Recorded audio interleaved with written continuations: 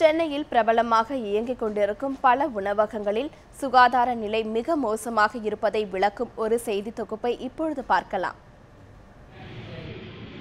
இப்போது நாம் பார்க்கும் காட்சிகள் சென்னையில் பிரபலமாக இயங்கிக் கொண்டிருக்கும் உணவகங்களின் சமையலறை. உணவகங்களின் சமையலறையை நாங்கள் படம் பிடிக்க வேண்டும் என்று பல உணவகங்களிடம் கேட்டபோது எங்களுக்கு அனுமதி மறுக்கப்பட்டது. அதனால் ரகசிய கேமராக்கள் மூலம் படம் பிடித்து உண்மை நிலையை வெளிச்சத்திற்கு கொண்டு வரும் முயற்சியில் ஈடுபட்டோம்.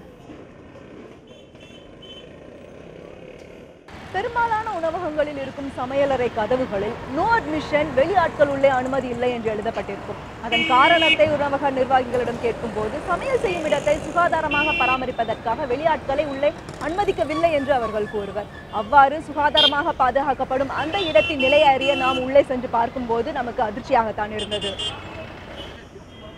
மேலாடையின்றி சமையற்கூடத்தில் இருக்கும் சமையற்கலைஞர்கள்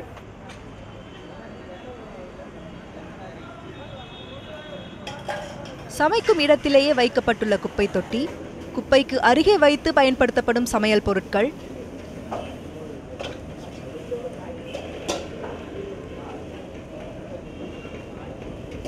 சமையலறையை சுத்தம் செய்ய பயன்படுத்தும் பொருட்களை சமையல் செய்ய பயன்படுத்தும் பொருட்களுக்கு அருகே வைத்து பயன்படுத்துவது, அசுத்தமான தரை, சுவர் மற்றும் பாத்திரங்கள்,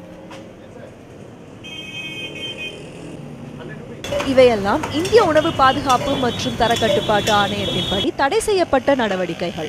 இவை தெரிய வந்து ஆய்வு நடந்தால் உணவகத்திற்கு உரிமம் ரத்து செய்யப்படும் நிலை கூட ஏற்படலாம்.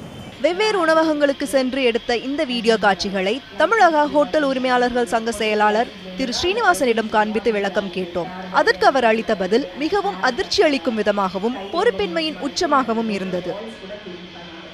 இதெல்லாம் வர வேண்டாம், ஏன்னா ஒரு மாஸ் மீடியாவில் இந்த மாதிரி கடை இருக்குதுன்னு வந்துச்சுன்னா these people immediately will start riding all these hotels.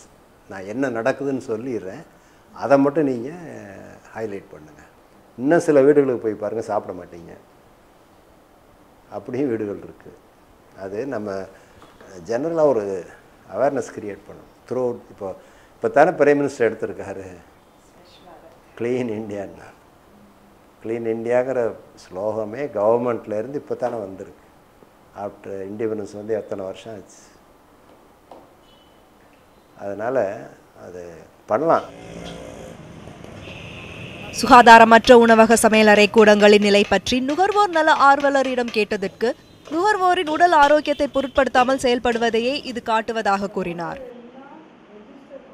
கிச்சனில் இருக்கிற சமைக்கிற இடம், அப்புறம் அவங்க பாத்திரமெல்லாம் கழுவுற இடம், அந்த ட்ரெயினு, அப்புறம் கீழே மாவு அரைக்கிற இடம், அதெல்லாம் ரொம்ப க்ளீனாக ஹைஜீனிக்காக இருக்கணும். இது வந்து FSSAI ஆக்ட், அந்த ஆக்ட்லேயே சொல்லியிருக்கு. இன்ஸ்பெக்டர்ஸ் இருக்காள், அவள் வந்து ரெகுலராக போய் அவங்க எல்லாம் சரியாக நன்னா நடத்துகிறாங்களான்னு செக் பண்ணணும்.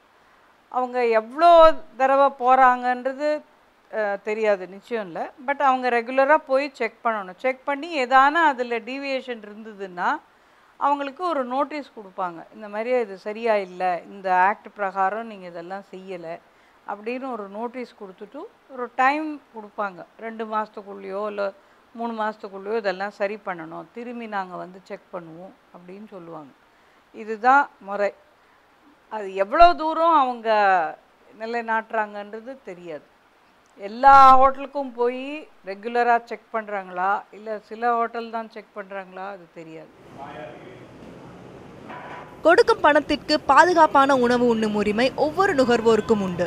சுகாதாரத்துறை அதிகாரிகளின் கடுமையான நடவடிக்கை மற்றும் வாடிக்கையாளர்கள் மீதான அக்கறை ஆகியவை மட்டுமே தற்போது நிலவி வரும் சுகாதாரமற்ற சமையலறை சூழலை மாற்றியமைக்க முடியும்.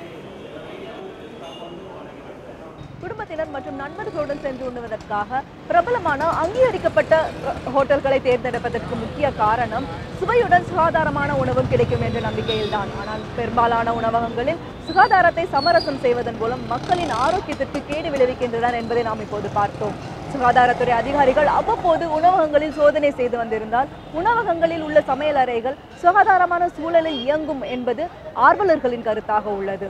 தற்போது இருக்கும் இந்த நிலை மாறி பாதுகாப்பான சூழல் நிலவ வேண்டும் என்பதுதான் அனைவரின் எதிர்பார்ப்பாகவும் உள்ளது. நிஷா சேகர், நியூஸ் 7 தமிழ், சென்னை.